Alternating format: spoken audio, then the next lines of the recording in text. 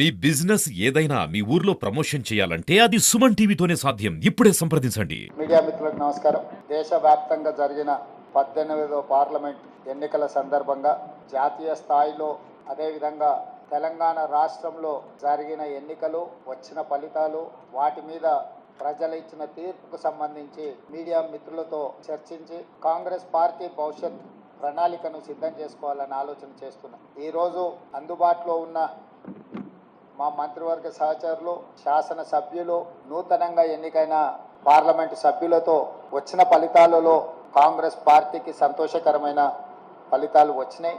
వాళ్ళందరితో కలిసి ఈ సంతోషాన్ని పంచుకోవడం జరిగింది. దేశవ్యాప్తంగా జరిగిన ఎన్నికల విషయంలో నాడు రాహుల్ గాంధీ గారు కన్యాకుమారి నుంచి కశ్మీర్ వరకు 150 రోజులు 4000 కిలోమీటర్లు సుదీర్ఘమైన పాదయాత్ర, ఆ తర్వాత మణిపూర్ నుంచి ముంబై వరకు వారి పర్యటనలు, దేశవ్యాప్తంగా ప్రజాస్వామిక వాదులందరినీ ఏకం చేసి ముఖ్యంగా దళితులు, గిరిజనులు, మైనారిటీలు, మహిళలు, విద్యార్థులు, నిరుద్యోగ యువకులు, ప్రజాస్వామిక వాదులందరినీ కూడా సమన్వయం చేసి నరేంద్ర మోడీ, భారతీయ జనతా పార్టీ నేతృత్వంలో నడుస్తున్న ఎన్డీఏ ప్రభుత్వం ప్రజా వ్యతిరేక నిర్ణయాలను, పరిపాలన వైఫల్యాలను దేశ స్థాయిలో ప్రచారం కల్పించి ఎన్డీఏ కూటమికి ప్రత్యామ్నాయంగా ఇండియా కూటమిని ఏర్పాటు చేసి వీలైనంత మేరకు సహకరించిన వాళ్ళందరినీ సహకారం తీసుకొని సమన్వయం చేసుకొని ఏఐసిసి అధ్యక్షుడు మల్లికార్జున్ ఖర్గే గారు, శ్రీమతి సోనియా గాంధీ గారు, రాహుల్ గాంధీ గారి యొక్క పాదయాత్ర సృష్టించిన ప్రభావాన్ని ప్రజలకు చేరవేయడం ద్వారా ఎన్నికలను నిర్వహించడం జరిగింది. ఈ ఎన్నికలలో మొదటగా తెలంగాణ రాష్ట్రంలో జరిగిన ఎన్నికలను మనం చర్చించుకొని ఆ తర్వాత జాతీయ స్థాయి ఎన్నికల మీద మనం విశ్లేషణ చేసుకుందాం. 2023 డిసెంబర్ 3 నాడు వచ్చిన ఫలితాలలో 64 శాసనసభ నియోజకవర్గాలలో కాంగ్రెస్ పార్టీని గెలిపించి ఒక్క శాసనసభలో సిపిఐని మా ఎన్నికల పొత్తులో భాగంగా కొత్తగూడెంలో గెలిపేయడం జరిగింది. తెలంగాణ రాష్ట్రంలో 65 శాసనసభ నియోజకవర్గాలలో 39.5% ఓట్లను వేయడం ద్వారా కాంగ్రెస్ ప్రభుత్వాన్ని, ప్రజాపాలనకు తెలంగాణ ప్రజలు ఆమోదం ఇచ్చిండ్రు. ఆ తర్వాత 100 రోజులలో 5 గ్యారెంటీలను అమలు చేసి భవిష్యత్ కార్యాచరణను ప్రజలకు వివరించి ఈ పార్లమెంట్ ఎన్నికల బరిలో మేము దిగడం జరిగింది. ఆనాడు ఎన్నికల బరిలో దిగినప్పుడే విస్పష్టంగా పత్రికా సమావేశాన్ని ఏర్పాటు చేసి బహిరంగ సభలలో కూడా ప్రజలకు మేము చెప్పడం జరిగింది. ఈ ఎన్నికలు నేను, నా మంత్రివర్గము 100 రోజులు అందించిన పరిపాలనకు రెఫరెండము. మేము ఇచ్చిన గ్యారెంటీలను, మేము చేస్తున్న పరిపాలనను ప్రజల ముందు పెట్టి మేము ఓట్లు అడుగుతున్నాము. మా పరిపాలన మీకు నచ్చితే, మా పరిపాలన ఇంకా కొంత బలాన్ని చేకూర్చడం ద్వారా ఇంకా ప్రజలకు ఉపయోగపడే విధంగా పరిపాలన అందించడానికి మీరు తీర్పు ఇవ్వండి అని చెప్పి విస్పష్టంగా ప్రజలకు మేము వివరించడం జరిగింది. చాలామంది మీడియా మిత్రులు, సహచర ప్రజాప్రతినిధులు మనం రెఫరెండం అనకపోతే బాగుండునేమో, ఒకవేళ తీర్పు మనకు వ్యతిరేకంగా వస్తే ఆ తర్వాత సమస్య అవుతుందని కూడా చాలామంది సూచన చేసింది. కానీ ప్రజల పట్ల ఉన్న విశ్వాసము, కాంగ్రెస్ పార్టీ కార్యకర్తల, నాయకుల పట్ల ఉన్న నమ్మకంతో ఆనాడు పిసిసి అధ్యక్షుడిగా, తెలంగాణ రాష్ట్ర ముఖ్యమంత్రిగా ఇది మా పరిపాలనకు రెఫరెండమే అని చెప్పి స్పష్టంగా నేను చెప్పడం జరిగింది. మధ్య మధ్యలో మీడియా మిత్రులు గుర్తు చేసినప్పుడు కూడా ఈ విషయంలో మాకు రెండో ఆలోచన లేదు, రెఫరెండమే అని మేము చెప్పడం జరిగింది. తెలంగాణ రాష్ట్ర ప్రజా పరిపాలన రెఫరెండంగా మేము ఎన్నికలకు వెళ్తే ఈరోజు తెలంగాణ రాష్ట్రంలో వచ్చిన ఫలితాలు, ప్రజలిచ్చిన ఓట్ల శాతం, పార్లమెంట్లతో పాటు అసెంబ్లీలో మాకు వచ్చిన మెజారిటీని మీడియా మిత్రులు ఎలాగూ విశ్లేషిస్తారో మా వైపు నుంచి కూడా మేము ఈరోజు వివరించదలుచుకున్నాము. జరిగిన పార్లమెంట్ ఎన్నికల్లో 17 పార్లమెంట్లకు సంబంధించి ఒక సీటు ఎంఐఎంకి ఇస్తే 16లో 8 పార్లమెంటు నియోజకవర్గాలను కాంగ్రెస్ పార్టీని గెలిపించడం జరిగింది. మరొక 8 భారతీయ జనతా పార్టీ గెలవడం జరిగింది. మా 8 పార్లమెంటు నియోజకవర్గాల ఫలితాలు దాదాపుగా 41% ఓట్లు కాంగ్రెస్ పార్టీకి రావడం జరిగింది. 2023 డిసెంబర్ 3 నాడు వచ్చిన ఫలితాలలో కాంగ్రెస్ పార్టీకి వచ్చిన ఓట్ల శాతము 39.5%. ఈ పార్లమెంట్ ఎన్నికల్లో 100 రోజుల పరిపాలన తర్వాత దాదాపుగా 41% ఓట్లు కాంగ్రెస్ పార్టీకి రావడం జరిగింది. ఓట్ల శాతంలో ప్రజలు రెఫరెండం ద్వారా మా పరిపాలన బాగుందనడమే కాదు, మమ్మల్ని మెచ్చుకొని అసెంబ్లీ ఎన్నికల్లో ఇచ్చిన ఓట్ల శాతానికంటే అధిక ఓట్ల శాతాన్ని ప్రజలు మాకు ఇవ్వడం ద్వారా, ఆశీర్వదించడం ద్వారా మా పరిపాలన పట్ల ప్రజలు సంతృప్తి వ్యక్తం చేసిండ్రు అని చెప్పి నేను భావిస్తున్నాను. అదేవిధంగా 2019 పార్లమెంట్ ఎన్నికల్లో 3 పార్లమెంటు గెలిస్తే ఈ ఎన్నికల్లో మమ్మల్ని 8 పార్లమెంటు సీట్లు గెలిపించడం ద్వారా 8 సీట్లు అధికంగా ఇచ్చి పార్లమెంటులో కూడా మాకు అత్యధికంగా సీట్లు ఇవ్వడం ద్వారా ఓట్లు, సీట్లు కూడా మమ్మల్ని పెంచడం ద్వారా ప్రజలు ఆశీర్వదించారు.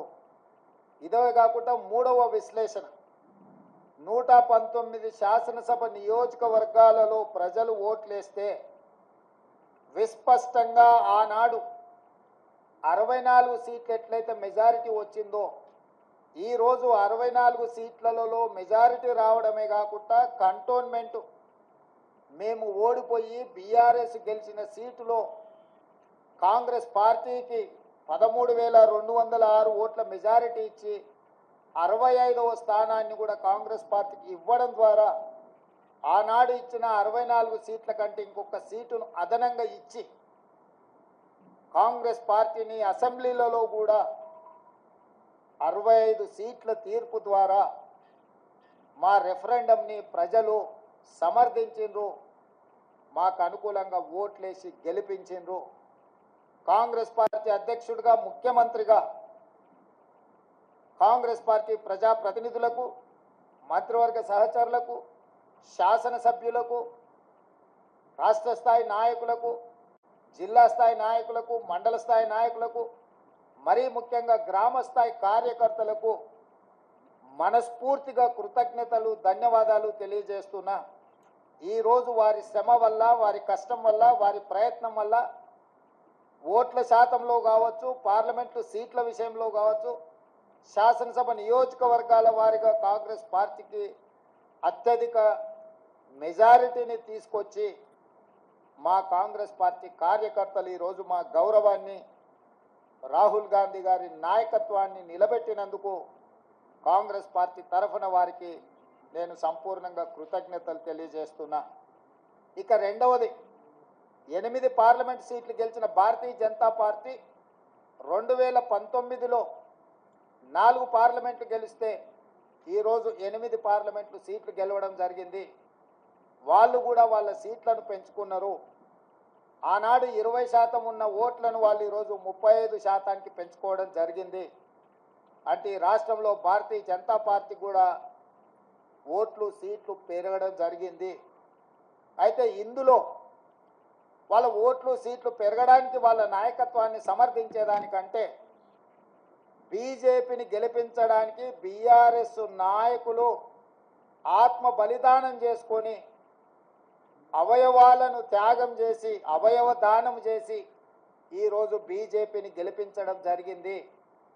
బీజేపీ గెలిచిన 8 పార్లమెంటు నియోజకవర్గాలలో బీఆర్ఎస్ 7 సీట్లల్లో డిపాజిట్లు కోల్పోయింది. ఆదిలాబాద్ కావచ్చు, నిజామాబాద్ కావచ్చు, కరీంనగర్ కావచ్చు, మల్కాజ్గిరి కావచ్చు, సికింద్రాబాద్ కావచ్చు, చేవెళ్ళ కావచ్చు, మహబూబ్ నగర్ కావచ్చు, ఈ 7 పార్లమెంటు నియోజకవర్గాలలో బీఆర్ఎస్ డిపాజిట్లు కోల్పోయి బీజేపీని గెలిపించడం ద్వారా బీఆర్ఎస్ నాయకులు ఆత్మ బలిదానం చేసుకొని అవయవ దానం చేసిండ్రు బీజేపీకి. ఈ విషయం నేను ఈరోజు చెప్పడం లేదు. ఎన్నికల ప్రక్రియ మొదలైనప్పుడే స్పష్టంగా పార్లమెంటు నియోజకవర్గాల వారీగా బలహీనమైన అభ్యర్థులను పెట్టి బీఆర్ఎస్ శ్రేణులను బీజేపీకి పని చేపిస్తున్నాడు చంద్రశేఖరరావు అని చెప్పి నేను స్పష్టంగా నిర్దిష్టమైన ఆరోపణ చేసిన. నేను నిర్దిష్టమైన అంశాలను ప్రస్తావించినప్పుడు బీఆర్ఎస్ నాయకులు వితండవాదం చేసిండ్రు, నా మీద వాళ్ళు మాటల దాడి చేసిండ్రు. ఇవాళ ఇంకొక విషయం, అత్యంత కీలకమైన అంశం నేను ఇప్పుడు ప్రస్తావించదలుచుకున్నా. 2001లో తెలుగుదేశం పార్టీకి రాజీనామా చేసి చంద్రశేఖరరావు గారు సిద్దిపేటలో శాసనసభ్యుడిగా పోటీ చేసినప్పటి నుంచి 2023 డిసెంబర్ వరకు సిద్దిపేట శాసనసభ నియోజకవర్గంలో ఏ రోజు కూడా 25-30 వేల మెజారిటీ నుంచి 1,25,000 మెజారిటీ వరకు ప్రతి సందర్భంలో అది చంద్రశేఖరరావు గారు కావచ్చు, లేకపోతే హరీష్ రావు గారు కావచ్చు, లేకపోతే స్థానిక సంస్థలు కావచ్చు, లేకపోతే పార్లమెంట్ ఎన్నికల్లో కావచ్చు, అత్యధిక మెజారిటీ సిద్దిపేట అసెంబ్లీ నియోజకవర్గంలో బీఆర్ఎస్ పార్టీకి వచ్చింది. కానీ ఈ పార్లమెంట్ ఎన్నికల్లో హరీష్ రావు గారు సిద్దిపేటలో పూర్తి తన ఓట్లను బీజేపీకి బదిలీ చేసిండు. ఇవాళ బీజేపీ రఘునందన్ రావు గారికి 63,000 పైచిలకు ఓట్లు వస్తే బీఆర్ఎస్కు 65,000 ఓట్లు మాత్రమే వచ్చినాయి. ఈరోజు బీఆర్ఎస్ మెజారిటీ సిద్దిపేటలో 2,500 ఓట్లు మాత్రమే. అంటే ఇప్పటి వరకు సిద్దిపేట నియోజకవర్గం మీద పూర్తి ఆధిపత్యాన్ని పట్టును ప్రదర్శించిన బీఆర్ఎస్, కేసీఆర్ హరీష్ ఇద్దరు బీఆర్ఎస్ ఓట్ల మొత్తాన్ని బీజేపీకి రఘునందన్ రావుకు బదిలీ చేయడం ద్వారా ఈరోజు మెదక్లో కాంగ్రెస్ పార్టీని ఒక బలహీన వర్గాల అభ్యర్థిని ఓడించడం జరిగింది. మాకు కేవలం సిద్దిపేటలో వచ్చిన మైనస్ వల్లనే ఈరోజు దాదాపుగా మేము మెదక్ పార్లమెంట్ సీటును ఓడిపోవడం జరిగింది. అంటే బీఆర్ఎస్ను నమ్మి నిలబడ్డ వెంకట్రామరెడ్డిని నమ్మించి మోసం చేయడమే కాకుండా కాంగ్రెస్ పార్టీని ఓడించాలా, కాంగ్రెస్ పార్టీ అంటేనే ఏవగింపు లేకపోతే కోపము ప్రదర్శించి ఆత్మ బలిదానం చేసుకొని అవయవ మార్పిడికి పాల్పడి ఈరోజు బీజేపీని గెలిపించారు. 7 పార్లమెంట్లలో ఆనాడు 37.5% ఓట్లు తెచ్చుకున్న బీఆర్ఎస్ ఈరోజు 16.5% ఓట్లకు పడిపోయింది రాష్ట్ర వ్యాప్తంగా. అంటే దాదాపుగా 22% ఓట్లు బీఆర్ఎస్ ఓట్లు బీజేపీకి బదిలీ చేసిండ్రు. 2023 శాసనసభ ఎన్నికలలో బీజేపీకి 13% ఓట్లు వచ్చినాయి. ఈ పార్లమెంట్ ఎన్నికల్లో 35.5% ఓట్లు వచ్చినాయి. సరిగ్గా బీజేపీ ఓట్లు 22.5% పెరిగితే బీఆర్ఎస్ ఓట్లు 37.5% నుంచి 16.5%కి పడిపోయినాయి అని అంటే సరిగ్గా 21%, 22% ఓట్లు బీఆర్ఎస్ వాళ్ళు బీజేపీకి బదిలీ చేసిండ్రు. తద్వారా 8 పార్లమెంటులల్లా బీజేపీ గెలిచింది. 8 పార్లమెంట్లల్లా బీఆర్ఎస్ డిపాజిట్లు గల్లంతైనాయి. ఒక్క మెదకులో ఓడిపోయిన దాంట్లో మాత్రమే వాళ్ళకి డిపాజిట్ వచ్చింది. బీజేపీ గెలిచిన 8 సీట్లల్లా 7 సీట్లు బీఆర్ఎస్ తన ఉనికిని, తన డిపాజిట్లను కోల్పోవడం ద్వారా బీజేపీని గెలిపించింది. ఈరోజు పోతూ పోతూ చస్తూ ఇవాళ బీజేపీని గెలిపించే ప్రయత్నం ఈ రాష్ట్రంలో బీఆర్ఎస్ చేసింది. చంద్రశేఖరరావు, హరీష్, కేటీఆర్ చేసిండ్రు. మొన్న జరిగిన శాసనసభ ఎన్నికల్లో 39 ఎమ్మెల్యే స్థానాలలో బీఆర్ఎస్ గెలవడం జరిగింది. ఈ ఎన్నికల్లో 119లో కేవలం 3 సీట్లలోనే మెజారిటీ వచ్చింది బీఆర్ఎస్. అది సిరిసిల్ల, సిద్దిపేట, గజ్వేల్. అంటే ఈ రాష్ట్రంలో బీఆర్ఎస్ నాయకుల యొక్క ఆత్మగౌరవాన్ని, బీఆర్ఎస్ యొక్క శాసనసభ్యుల ఆత్మగౌరవాన్ని బీజేపీకి కేసీఆర్, కేటీఆర్, హరీష్ రావు తాకట్టు పెట్టిండ్రు. పూర్తిగా ఓట్ల బదలాయింపు, పూర్తిగా ఎన్నికల ఫలితాలను బీజేపీకి అనుకూలంగా మార్చి ఈరోజు కేసీఆర్ కుటుంబము రాజకీయ అరాచకానికి పాల్పడ్డారు. ఇది తెలంగాణ సమాజం అంతా గమనించాలి. ప్రజాస్వామికవాదులు, సెక్యులర్ ఫోర్సెస్ అందరూ కూడా ఈరోజు ఈ అంశాన్ని గమనించాలి అని చెప్పి కాంగ్రెస్ పార్టీ కోరుతున్నది. ఈ రకంగా ఈ తెలంగాణ రాష్ట్రంలో తనంతల తానే అంతర్ధానం అయిపోయి ఈరోజు బీజేపీని గెలిపించడానికి చంద్రశేఖరరావు గారు ఒక దురాగతానికి పూనుకున్నాడు అని అంటే ఈరోజు మనం అర్థం చేసుకోవాలి. కేటీఆర్ గారు నిన్న అంటున్నారు ఫినెక్స్ లాగా మనం ఇప్పుడు బూడిదైన నాయన మళ్ళీ పుట్టేది ఏం లేదు, ఇక బూడిదే మీకు మిగిలింది. ఆ బూడిద తీసుకెళ్ళి మీ బావకు మీ నాయనకి ఇద్దరికి బుయ్యి ముఖానికి సరిపోతుంది, గాడికి మీ కథ సుఖాంతం అయిపోతుంది. చరిత్రలో ఆ పార్టీ పుట్టినప్పటి నుంచి ఈ రోజు వరకు పార్లమెంటులో ప్రాతినిధ్యం లేకుండా ఉన్నది ఇది మొదటిసారి. ఇంత అచేతనావస్థలో, ఇంత దుర్భరమైన పరిస్థితి బీఆర్ఎస్కు దాపురించిందంటే చంద్రశేఖరరావు గారి నాయకత్వము, కేసీఆర్ కుటుంబాన్ని ఏ రకంగా తెలంగాణ సమాజం గమనిస్తుందో వాళ్ళిద్దరు ఆలోచన చెయ్యాలి. అందుకే ఈ 6 నెలల్లో మా పార్టీ మీద, మా ప్రభుత్వం మీద, మా నాయకత్వం మీద, మా నాయకుల మీద, ఢిల్లీలో ఉండే అధిష్టానం మీద వాళ్ళు ఎన్నో రకాల ఆరోపణలు చేసిండ్రు. ఈ ఆరోపణల నేపథ్యంలో బీఆర్ఎస్కు ఒక గుండు సున్నా ఇచ్చారు తెలంగాణ ప్రజలు. ఇప్పటికైనా చంద్రశేఖరరావు గారు, హరీష్ రావు గారు, తారక రామారావు గారు ఆలోచన చేయాలి. ప్రజలు ఎన్నుకున్న ప్రభుత్వాన్ని 100 రోజులు పూర్తి కాకముందే కోట్లాది శాపనార్థాలు పెట్టడం ద్వారా ఈ ప్రభుత్వాన్ని అస్థిరపరచాలన్న ఆలోచనతో, ఈ ప్రభుత్వాన్ని పడగొట్టాలన్న కుట్రలతో వ్యవహరిస్తే ప్రజలు పూర్తిగా బీఆర్ఎస్ను తిరస్కరించడం జరిగింది. ఇప్పటికైనా ప్రధాన ప్రతిపక్ష నాయకుడిగా రాష్ట్ర అవతరణ దినోత్సవాలలో కూడా పాల్గొనకుండా ఏవో చిల్లరమల్లర కారణాలు చూపించడం ద్వారా మీరు ప్రజాస్వామిక వ్యవస్థనే అవమానించే విధంగా వ్యవహరించిన తీరు ప్రజలు గమనిస్తున్నారు. అందుకే బీఆర్ఎస్ నాయకులకు, కేసీఆర్ కుటుంబానికి నేను సూచన చేస్తున్నా, మీ వ్యవహార శైలిని మార్చుకోండి. ప్రతిపక్షంగా సహేతుకమైన సలహాలు, సూచనలు ఇవ్వండి. ప్రజల సమస్యలను పరిష్కరించడానికి సహకరించండి. మీ కుటుంబ స్వార్థం కోసమో, మీ పార్టీ మనుగడ కోసమో, లేకపోతే మీరు అక్రమంగా సంపాదించుకున్న ఆస్తులను కాపాడుకోవడానికో మీరు చేస్తున్న ప్రయత్నాలు ప్రజలు గమనిస్తున్నారు. కాబట్టి దయచేసి చంద్రశేఖరరావు గారు ప్రధాన ప్రతిపక్ష నాయకుడిగా మీ బాధ్యతను నిర్వహించండి. హరీష్ రావు గారు, మీరు ఆత్మహత్య చేసుకోవడం ద్వారా కాంగ్రెస్ పార్టీని ఓడించినామని మీరు అనుకుంటున్నారేమో.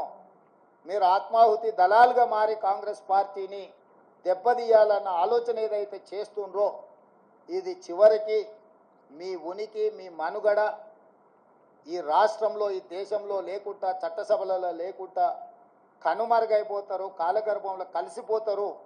ఇట్లాంటి కుట్రలను, కుతంత్రాలను తెలంగాణ సమాజం గమనిస్తుంది. గమనించవలసిందిగా నేను కోరుకుంటున్నాను తెలంగాణ రాజకీయాలలో. అదేవిధంగా కేంద్ర రాజకీయాల దగ్గరికి వస్తేనే కేంద్రంలో 2014లో Bharatiya Janata party election manifesto మీద 10 మంది నాయకుల ఫోటోలు పెట్టి ఓట్లు అడిగినారు.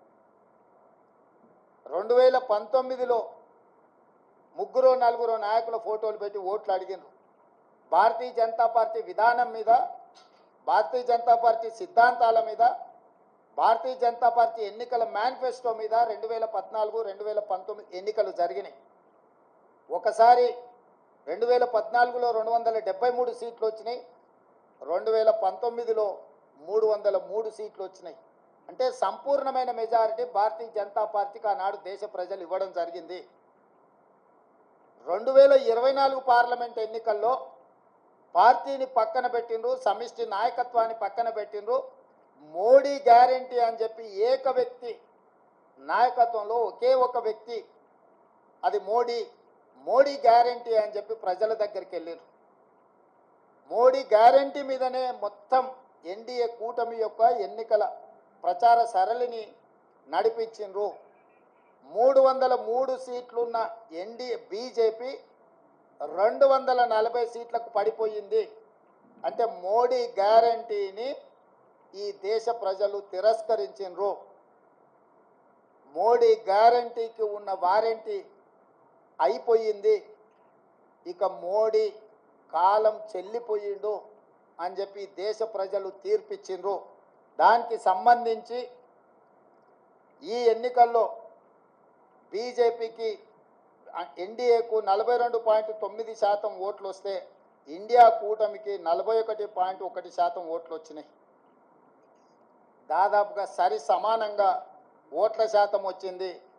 సీట్లు కూడా దాదాపుగా పోటీ పడే విధంగా రావడం జరిగింది. జాతీయ రాజకీయాలలో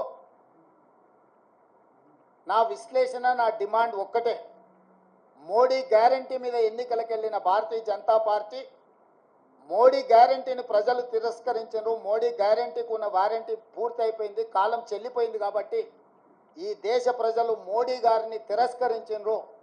తక్షణమే నరేంద్ర మోడీ గారు ప్రధానమంత్రి పదవికి రాజీనామా చేసి మళ్ళీ ప్రధానమంత్రి పదవి చేపట్టకూడదు. ఎందుకంటే ఆయన నాయకత్వాన్ని ఆయనను చూపించే ఓట్లు అడిగినరు. ప్రజలు ఆయన నాయకత్వాన్ని, ఆయన గ్యారెంటీని తిరస్కరించారు. కాబట్టి 140 కోట్ల ప్రజల యొక్క తిరస్కారానికి లోనైన నరేంద్ర మోడీ ప్రధానమంత్రి పదవి చేపట్టకూడదు. ఇది 4 కోట్ల తెలంగాణ ప్రజల తరఫున కాంగ్రెస్ పార్టీ నాయకుడిగా నేను డిమాండ్ చేస్తున్నా. సరే, ఎన్డీఏ కూటమిలో ఇంకెవరైతారు? ఎన్డీఏ కూటమికి మెజారిటీ వచ్చినప్పుడు వాళ్ళు ఏం నిర్ణయాలు తీసుకుంటారు పక్కన పెడితే, మోడీ గ్యారెంటీ మీద ఏక వ్యక్తి చూపించి మీరు ఓట్లు ప్రజల దగ్గరికి వెళ్తే ఆ ఏక వ్యక్తిని ప్రజలు తిరస్కరించారు. కాబట్టి భారతీయ జనతా పార్టీ నరేంద్ర మోడీ గారిని రాజీనామా అడగాలి, రాజీనామా చేయించాలి. నరేంద్ర మోడీ గారు హుందాగా, విలువలు కలిగిన రాజకీయ నాయకుడిగా, సమాజానికి ఆదర్శంగా నిలబడే వ్యక్తిగా ప్రధానమంత్రిగా రాజీనామా చేసి హుందాగా వారు తప్పుకుంటే వారికి గౌరవం ఉంటుంది. లేదు, నేను ఇట్లనే ప్రధానమంత్రికి కొనసాగుతా, 3వసారి ప్రమాణ స్వీకారం చేస్తా, కుట్రల కుతంత్రాలకు నేను తెరలేపుతానని నరేంద్ర మోడీ గారు అంటే, వారు చెప్పుతున్న విలువలతో కూడుకున్న రాజకీయాలు చెప్పడానికే తప్ప పాటించడానికి లేదు అని చెప్పి ఈ దేశ ప్రజలు నరేంద్ర మోడీ గారిని తిరస్కరించబోతున్నారు. కాబట్టి భారతీయ జనతా పార్టీ ఇప్పటికైనా ఏక వ్యక్తి, అదేవిధంగా అప్రజాస్వామికంగా వ్యవహరించే తీరును మానుకోవాలి. ప్రజలిచ్చిన తీర్పును భారతీయ జనతా పార్టీ గౌరవించాలి అని చెప్పి కాంగ్రెస్ పార్టీ డిమాండ్ చేస్తుంది.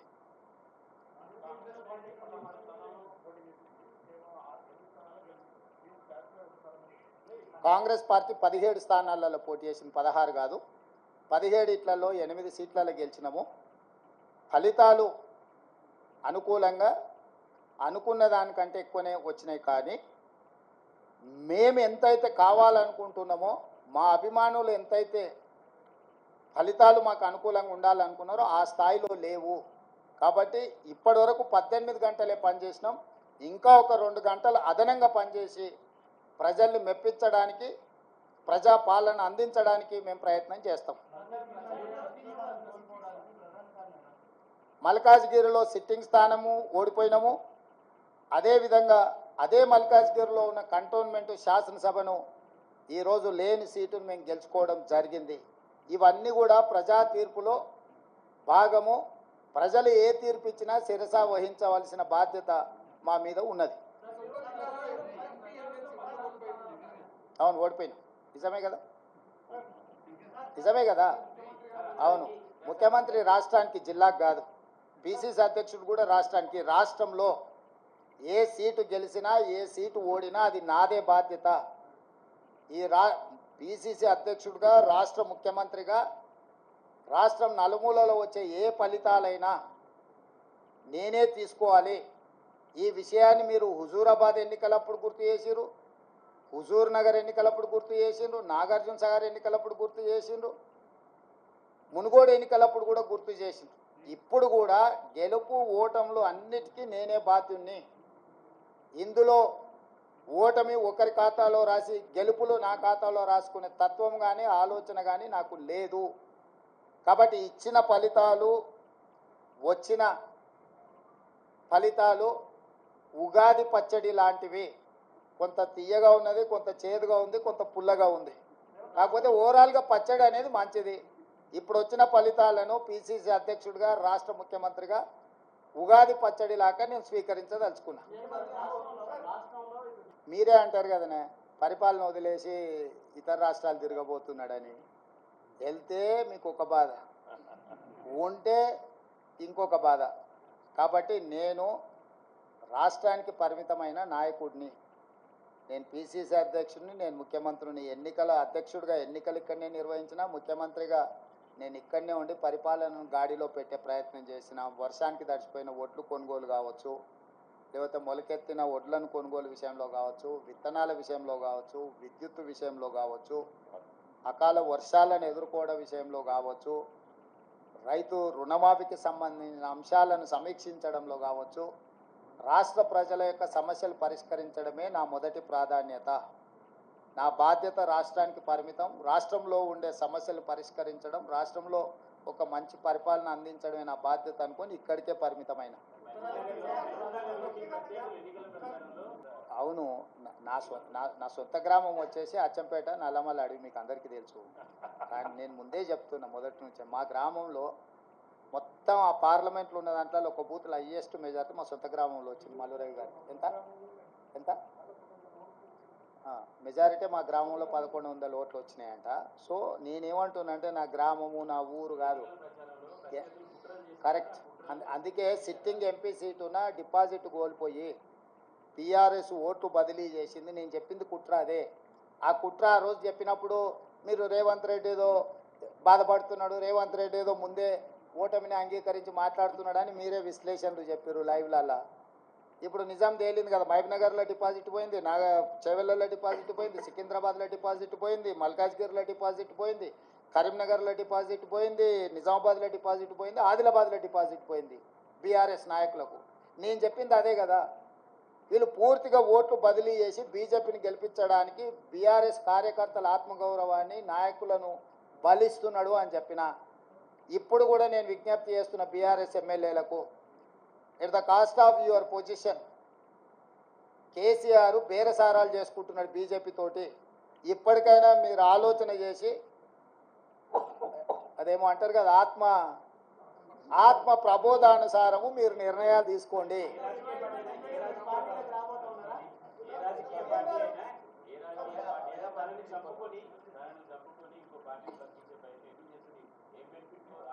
ఇక అది కేసీఆర్ చెప్పాలి, నువ్వు అడగాలి. కేసీఆర్ అవయవదానం చేసిండు బీజేపీకి. ఆయన ఆత్మహత్య చేసుకోవడం ద్వారా ఆయన కిడ్నీలు, ఆయన కండ్లు ఇవన్నీ మోడీకి బదిలీ చేసిండు. ఆ బెనిఫిట్ ఏందో, బెయిలా లేకపోతే ఇంకేదన్నా అక్రమ సంపాదన అనేది మీరు విశ్లేషించాలి. మీరు ఎందుకు అన్నీ నేనే చెప్తే మీరెందుకు? రఘు చెప్పండి.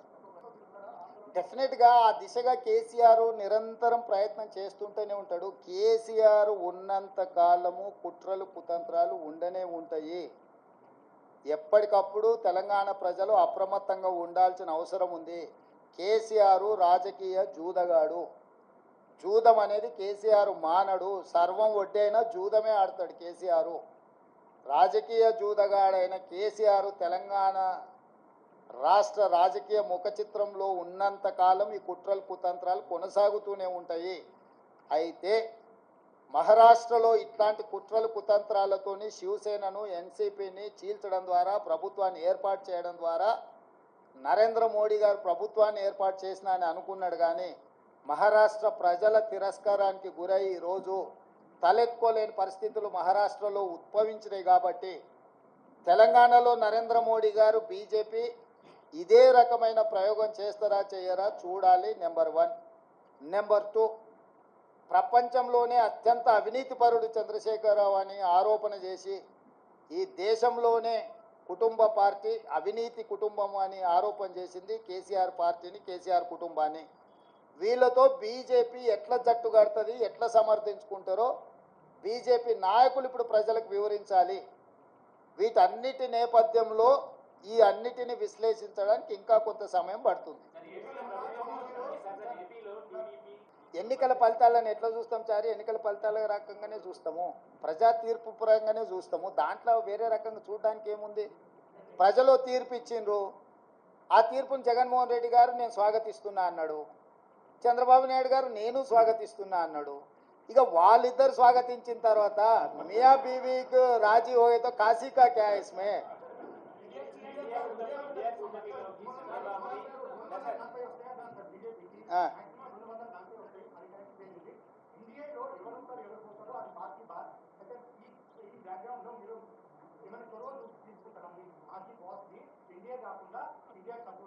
నీ సూచన ఏంది రాహుల్?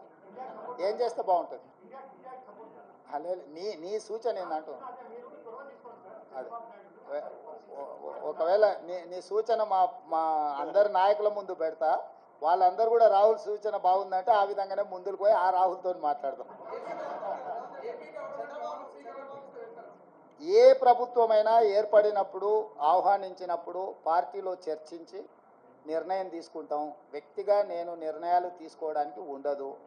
పార్టీ సూచనల మేరకే నేను వ్యవహరించాల్సి ఉంటుంది. ఇది సిద్ధాంతపరంగా రాజకీయ పరంగా పార్టీ తీసుకోవాల్సిన నిర్ణయము. ఏ ప్రభుత్వం ఏర్పడ్డా స్నేహపూర్వకమైన వాతావరణంలో సమస్యలు పరిష్కరించుకుంటామని నేను ముందే చెప్పిన. ఈరోజు కూడా నేను ఆ మాటకున్నా. ఆంధ్రప్రదేశ్లో ఏ ప్రభుత్వం ఏర్పడ్డా ఆ ప్రభుత్వంతో సంప్రదింపులు చేపట్టి రాష్ట్ర సమస్యల్ని శాశ్వతంగా పరిష్కరించుకుంటాము. ఉమ్మడి క్యాపిటల్ చట్టపరంగానే సమస్య పరిష్కారం అయిపోయింది. హైదరాబాద్ నగరం ఇప్పుడు తెలంగాణకు రాజధాని అంటే ఒక కీలకమైన సమస్య ఆల్రెడీ చట్టపరంగా పరిష్కారం అయింది. మిగతా ఆస్తుల పంపకాలకు సంబంధించి, నీటి పంపకాలకు సంబంధించి ఉన్న సమస్యల్ని తప్పకుండా కూర్చుంటాం, చర్చించుకుంటాం, పరిష్కరించుకుంటాం. మాకేం బేసిజాలు లేవు. రాష్ట్రం యొక్క అభివృద్ధి, రాష్ట్రం యొక్క అభ్యున్నతి కోసము ఎవరితోనైనా చర్చించడానికి మేము సిద్ధంగా ఉన్నాం, పరిష్కరించుకుంటాం. ఏం ప్రభాకర్?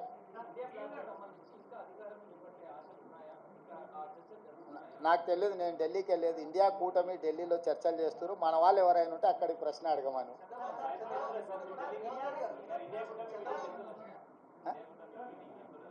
ఇండియా కూటమిలో జాతీయ నాయకులు ఆ కూటమిలో ఉన్న వివిధ భాగస్వాములనే ఇప్పటికి పిలిచిండ్రు. ఇంతవరకు అయితే ఆహ్వానం రాలేదు. ఏదైనా ఢిల్లీకి సూచన చేస్తే మీరు తప్పకుండా వెళ్తారు. క్యాబేసి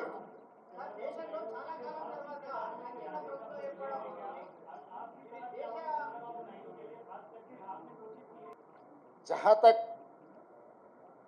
मेरा सुझाव मोदी जी को, मोदी जी का गारंटी की वारंटी खत्म हो चुकी है, इसीलिए मोदी जी तुरंत जिम्मेदारी लेकर इस्तीफा दिए तो प्रधानमंत्री कुर्सी को उनके लिए शोभा है। इसीलिए मैं एक ही मोदी जी से डिमांड करता हूं कि तुरंत आप प्रधानमंत्री कुर्सी को इस्तीफा दे दीजिए, क्योंकि आपके वारंटी की गारंटी खत्म हो चुकी है। और दूसरी बात रहा ये जो अलायंस के बारे में, इंडिया अलायंस या कोई आए कोई गए, ये जिम्मेदारी मेरे नहीं है। मेरे जिम्मेदारी है तेलंगाना सरकार चलाने का, तेलंगाना कांग्रेस पार्टी को चलाने का जिम्मेदारी है। मैं गैर जिम्मेदारी के काम नहीं करता हूँ। जो जिम्मेदारी लोग हैं वो जिम्मेदारी लोग जिम्मेदारी निभाएंगे। वो यहाँ पर चर्चा नहीं होगी, दिल्ली में होगी। आपको कुछ भी अगर ऐसा ही कुछ संशय रहा तो मुझे पूछो, मैं दिल्ली में फिर पूछ लेके फिर वापस बोलूँगा मैं। अरे सबसे सबका ताल्लुकात है, कौन किससे पहचानते नहीं। जितने सारे लोग हैं, नीतीश कुमार जी पहले कांग्रेस पार्टी के साथ भी काम किए, बहुत सारे लोग कांग्रेस पार्टी के साथ किए, सो वाले आज एनडीए के अलायंस में है, या एनडीए में जो लोग हैं अभी इंडिया अलायंस में भी है। ये सब सारे प्रदेश लेवल पे चर्चा नहीं होने वाले हैं, नेशनल लेवल पे चर्चा होने वाले हैं। नेशनल लेवल पे अभी अलायंस का, इंडिया अलायंस का कुछ मीटिंग चल रहा है, मीटिंग में जो तय करेगा वो हिसाब से इंडिया अलायंस आगे जाएगा। కేంద్రంలో కాంగ్రెస్ అధికారంలోకి వస్తే స్పెషల్ స్టేటస్ ఇస్తామని అన్నది హామీ ఇచ్చారు. ఇవాళ కేంద్రంలో అధికారం ఎన్డీఏ ఓటుని అటువంటి ఆఫర్ ఏమన్నా చంద్రబాబుకి ఇచ్చి మేము మా దాంట్లో చేరితే మీరు అనుకుంటున్న తెలంగాణ అంటే ఆంధ్రప్రదేశ్ ప్రజలకి స్పెషల్ స్టేటస్ ఇస్తాం. నిన్న రాహుల్ గాంధీ గారి పత్రికా సమావేశం చూస్తే మీకు అందరికి స్పష్టత వచ్చి ఉండాలి. ఆంధ్రప్రదేశ్ రాష్ట్రానికి ప్రత్యేక హోదా మా మన్మోహన్ సింగ్ గారు ఇచ్చిండ్రు. మన్మోహన్ సింగ్ గారు ఇచ్చిన మాటకు, పార్లమెంటులో చేసిన చట్టానికి కాంగ్రెస్ పార్టీ కట్టుబడి ఉన్నదని రాహుల్ గాంధీ గారు విస్పష్టంగా ఆంధ్రప్రదేశ్కు హామీ ఇవ్వడం జరిగింది. ఇది చట్టబద్ధతతో కూడుకున్న హామీ, ఎన్నికల హామీ కాదు. అది 2014లోనే రాష్ట్ర పునర్విభజన చట్టంలో నాటి ప్రధానమంత్రి మన్మోహన్ సింగ్ గారు ఆంధ్రప్రదేశ్కు ప్రత్యేక హోదా ఇస్తామని చెప్పడం జరిగింది. నిన్న జరిగిన రాహుల్ గాంధీ గారు, మల్లికార్జున్ ఖర్గే గారు పత్రికా సమావేశంలో రాహుల్ గాంధీ గారు ఈ అంశాన్ని పునరుద్ఘాటించిండ్రు. మేము కట్టుబడి ఉన్నాము అని. ఎవరికైనా ఎలాంటి శశబిషలు, అనుమానాలు అక్కర్లేదు. ఆనాడు పార్లమెంటులో చేసిన చట్టానికి కాంగ్రెస్ పార్టీ కట్టుబడి ఉంది.